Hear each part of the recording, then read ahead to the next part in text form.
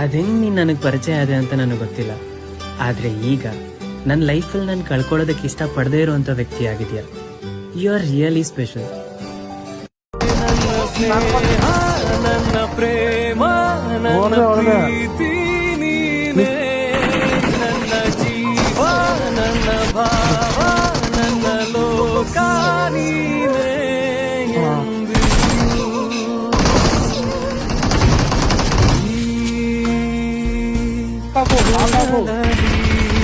ಮಿಡಿತ ಹೃದಯದ ಬಡಿತ ಹಿಡಿತವು ನೀನು